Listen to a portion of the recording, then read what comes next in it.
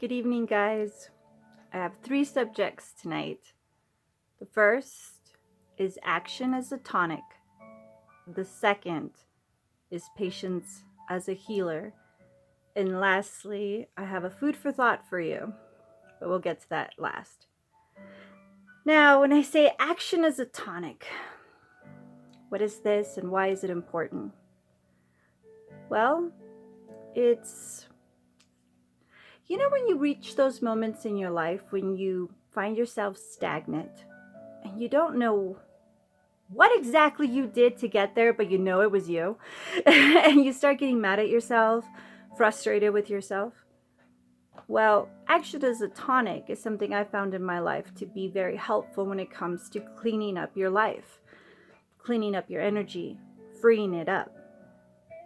So next time that you have to do the dishes, or you have to walk the dog, or you have to get to that small task that you haven't quite gotten to that's starting to accumulate into many little tasks, stop and understand that you're digging yourself a hole you don't need to dig, and that it's up to you to get out of it. And the action is the tonic of that.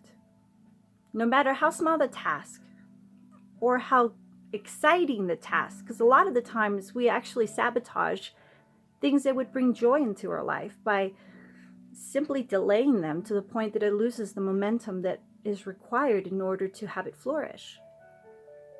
So, if you want to free up your time, get yourself motivated, and keep yourself in that motivation by building up that momentum, then keep to doing all the small tasks now. Don't wait, don't delay it, don't say you'll get to it in an hour or tomorrow. Just get it done now. This will build up your integrity. This will build up the momentum in your life that leads to the freedom of having possibilities appear in front of you and actually having the eyes and the time to see it. Because if we put all these little tasks to the side, we may lose inspiration to something that could have led to something wonderful. But you never got there because you never took that first step. Or you had so many stupid things in front of you, like the dishes or the trash or whatever little menial task that you would have gotten done if you had gotten it done, would have led for you to have the time and the freedom to pursue these other things. I hope that makes sense. Action is a tonic. Don't wait. Do it now. The second thing is patience as a healer. Now this is the other side of the coin.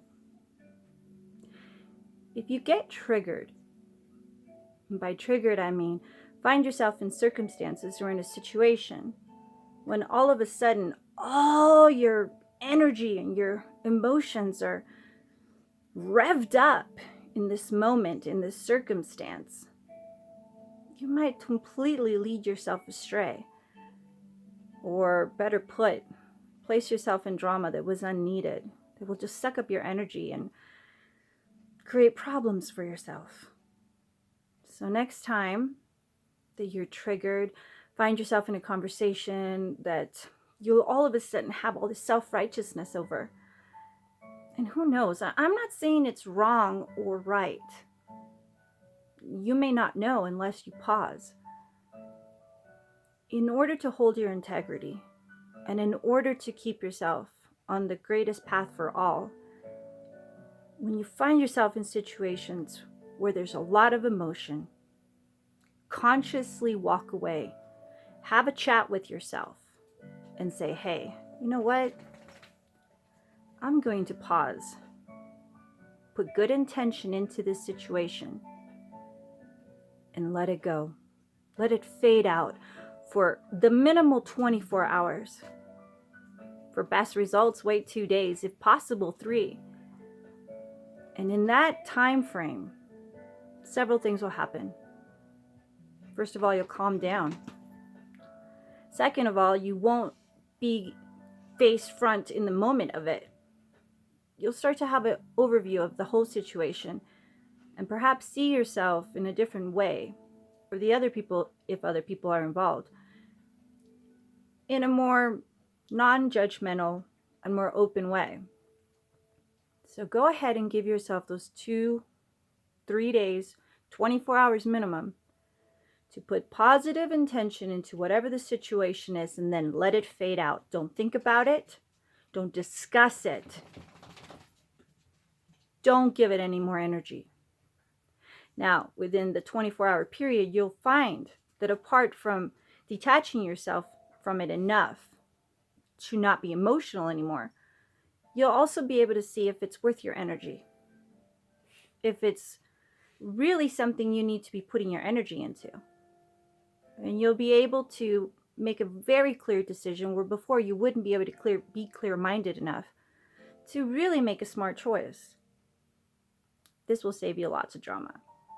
Guaranteed. The last thing is a food for thought. This comes from, it's a quote from Dr. Dain Heer. If you've ever heard of Access Consciousness, you'll know Dr. Dain Heer. He said something in a podcast recently that really stuck out, so I wanted to share it with you guys. The quote was, and I don't want to misquote Dr. Dain, "It's divine to receive what you have seeked." It's divine to receive what you have seeked. Now think about that.